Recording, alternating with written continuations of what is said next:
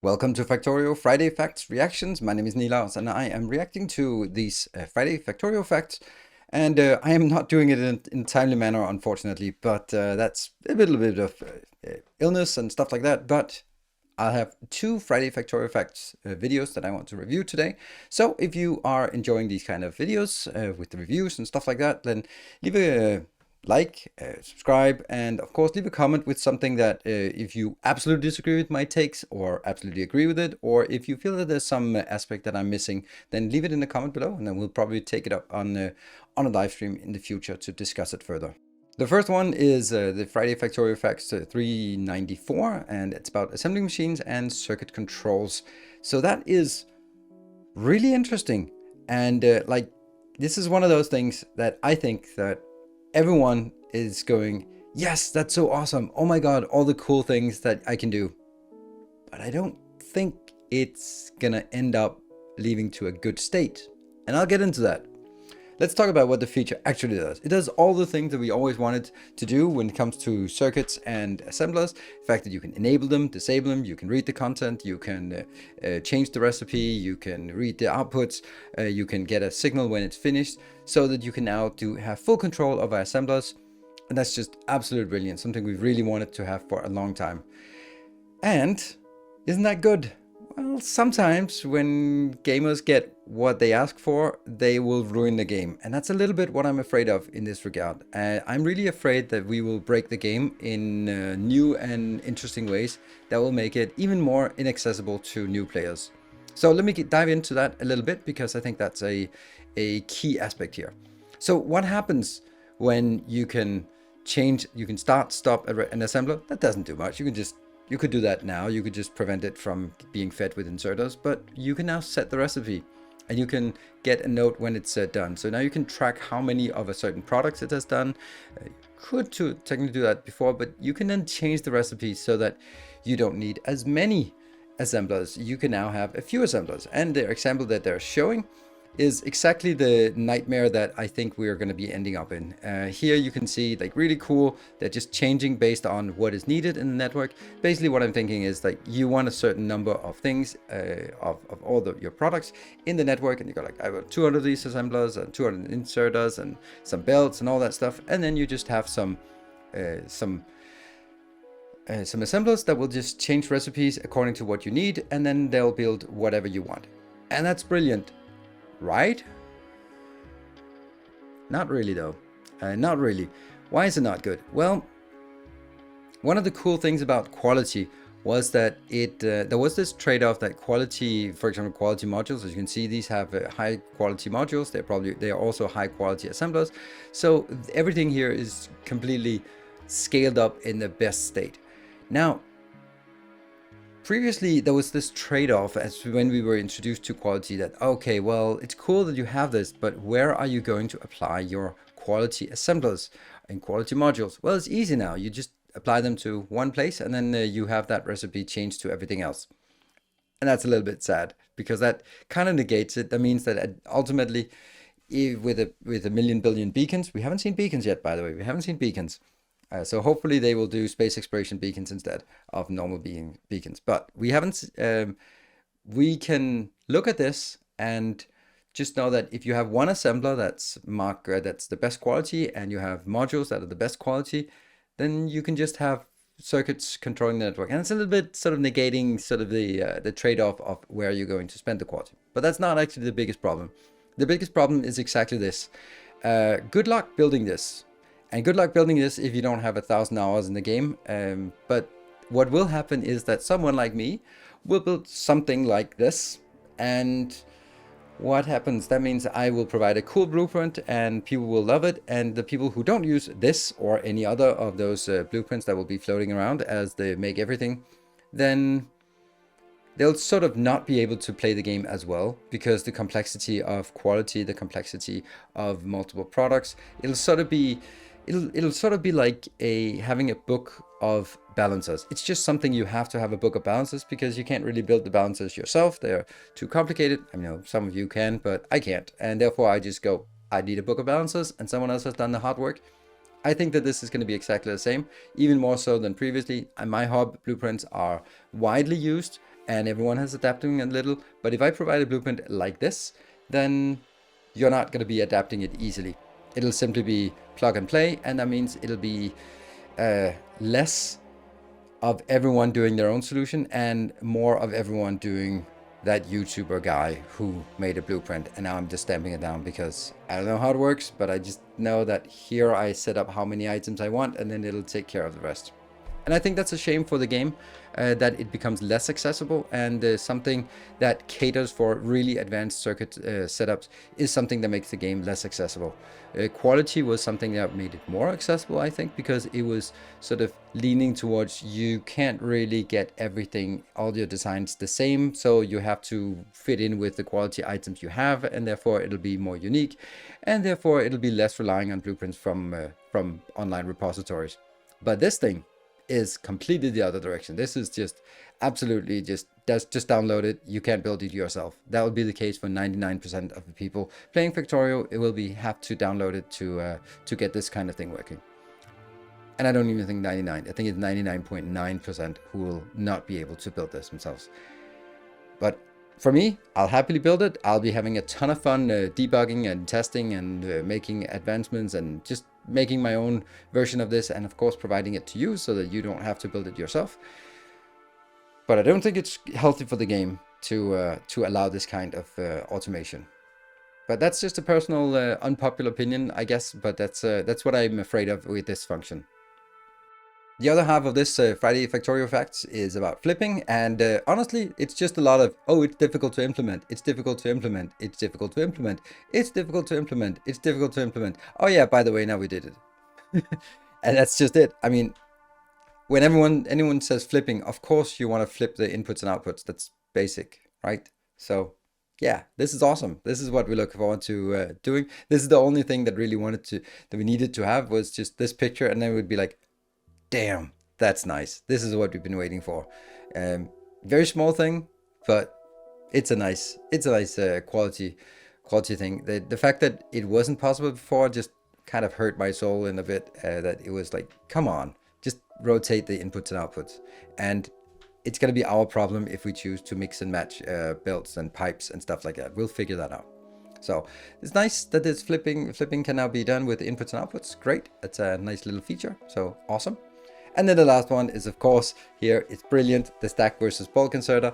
Man, they must have listened to my rant about the bulk versus stack inserters, because they are now making stack inserters stack and bulk inserters bulk. So thank you for making that change. See, we have an impact. If we're just all complaining loud enough, they will listen. Of course, we know that Voop are listening to the feedback both on the forum, on Reddit, and they might even watch this video, who knows, or at least talk about this crazy guy who doesn't like the new stuff. I do like the new stuff. So that's really nice that the stack inserters are becoming stack and bulk inserters are becoming bulk. The other Friday Factorio Facts is about generic train interrupts. And that's interesting because when I first saw the train interrupts, I loved it. It was really cool. And then I was thinking, and I think I also mentioned that on my review, like it seems like they want us to use this instead of normal train schedules. But there were still some issues, like you'd have to add like one interrupt for every product, and that seems like a lot. So that's what they address here is that, okay, well, actually, instead of just doing one interrupt for everything, they will have a generic interrupt. And then it'll just basically test what is in your train, and then whichever first fulfills the criteria will be the interrupt and going there. It's really interesting because it also means that you can have mixed trains rather easily. I don't know if that's the intention, but it certainly sounds like you can now have more mixed trains where you just shovel all sorts of crap into the train, and then it will sort of unfilter it itself. Don't know what kind of scenario you'd want that, but there might be like a specific scenario where you just dismantle a base and then have it there. But generally, I would rather filter things on a train before putting it on a train than putting it on a train. But you know, there's definitely some interesting things, and I think that my general thought about this generic interrupt is that it seems like they want us to stop using train schedules the way we did it with pick up at copper, drop off at copper. But now they kind of want us to have one train schedule for each train configuration. So I would think that you'd still have like large trains coming from outpost post with ore, and perhaps there might be 181 trains coming in with ore or plates, and then maybe for sort of internal movements you can have smaller trains like 1-4, or you can have 1-2 trains depending on what it is. But then you'd have one schedule for each of them that would go to the various locations, and of course for bulk and for liquids or fluids there would be different schedules as well. So I think that seems like where they want to go, and I'll happily go there. It seems I can't really see if this is going to be wrecking something or it's going to be good or bad. I think it's easy to end up overusing this and creating a overall inefficient train network, because you can, when you have one, as they said, one big bag of trains, then you really have to be careful about over assigning trains to locations and making sure that all trains have somewhere that they can be, which is something I make sure of with my train network. But now you sort of have one big bag of trains, and you have to somehow make sure that they don't end up in a situation where they all want to go pick up copper, and then suddenly you have 10 trains with copper that they can't unload anywhere, and then they get stuck in the network. That's a little bit something that's interesting. But there are not lots more features here.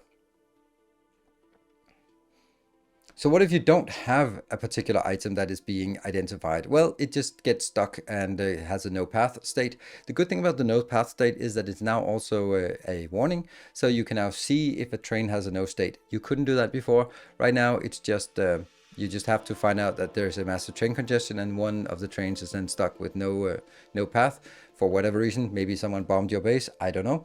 And then it gets stuck, and then it causes a jam, and that's when you notice. But now you can actually see it immediately if it gets stuck on no path, which is great.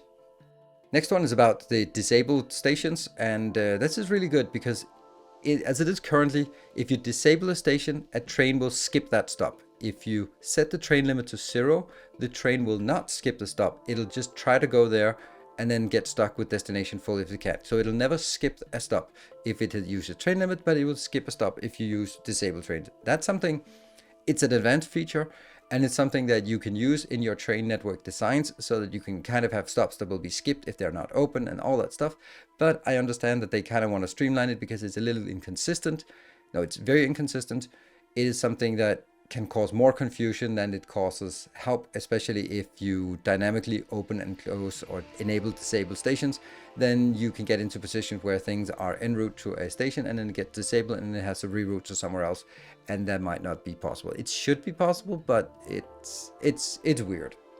So this is something that that they're changing so that a disabled station counts as train limit equals 0. That means they will not be skipped. I think, well, with the current train station, I think train system, I think it's bad because there are options where you want to have the option of skipping a station. For example, a filter station or some kind of depot station. You might not want to go to a depot station or something like that. So it's taking away a feature. But I think that in the future with the new interrupts, you don't want to design your networks like that. You want to design them towards interrupts so that they go on somewhere default, and then it goes with an interrupt to go somewhere. So I think that's fine. I think it's more consistent, and I think that's good. And if they want to fix it, they have to fix it at a big update like this, where they break all the train systems anyway, instead of just adding it to a random small minor patch. So I think it's the right time to fix it, and I think it's a good fix. So easier train dispatching, and this is just a little mod that was automatic trains when dispatched is nice. I add that mod myself because otherwise you can't deploy trains without having to go in and manually set them to automatic. So I think this is nice. Very small thing. And then train stop priority is the last thing on the list. I think that's it's good. The interesting thing when any game or any software implements priority, then the issue is always, is higher or lower number good? So I would really like them to add like a little description here that says higher is higher priority or something. You can say higher is higher priority, yeah, but you can also say this is priority 1. That should make it go first, right? Anyway, in this case, higher number is better, up to 255, and it'll start by default by 50. I like that it's sort of stuck in the middle, start in the middle instead of everything starts off as priority 1, and then you can't really go lower than that. So starting somewhere in the middle, it'll do increments up and down, and then if you want to really scale it up to 255, then you can do that. I think that's good, and I think particularly it's going to be useful for the cases they state where some things just end up not being as important. I've seen a lot of cases where you really want to focus that, okay, I don't know, blue circuits. I don't have enough blue circuits, so I want my blue circuits to go primarily into science, and then only if I have enough should it go into my module production, for example, something like that. That would make sense.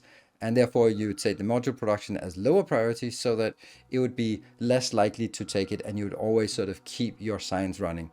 Or maybe prioritize the hub before you prioritize science and that kind of thing. So that's kind of, I think it's a good idea. It's something that we've been working without. And the answer has always been just saturate the network, just make sure that you have more supply than demand.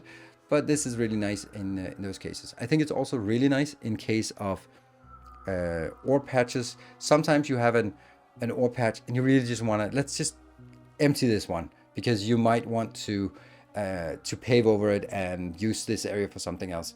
And you have 10 ore copper patches and you want that one to be emptied first, and there's just no way of getting that done. So in this case, you could just set that to higher priority, and then it would be more likely to get there. And it seems that the priority works both in terms of going to a station and also when you're stuck at a station, departing that station. So I think that makes perfect sense, and I think it's very good.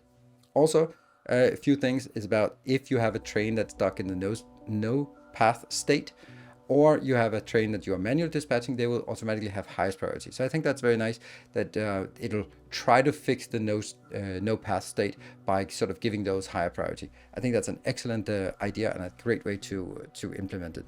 So I think that's it fleshes out the train system, this Friday Factorio fact, and kind of gives us a better sense of how they intend us to use trains in the future. I think it'll be easier to control, lots of interesting train controls. I think the interrupts are a brilliant idea, simple and powerful, and it's going to be interesting to really just figure out how to implement that. And I can't really see all the problems, but I do think this whole big bag of trains could be an issue with too many trains doing silly things, and you'd have to manage that somehow. So that's it for now. Those are the thoughts I have on the latest two Friday Factorio facts. I'll try to be a little more on time with my updates on my reactions to these Friday Factorio facts videos.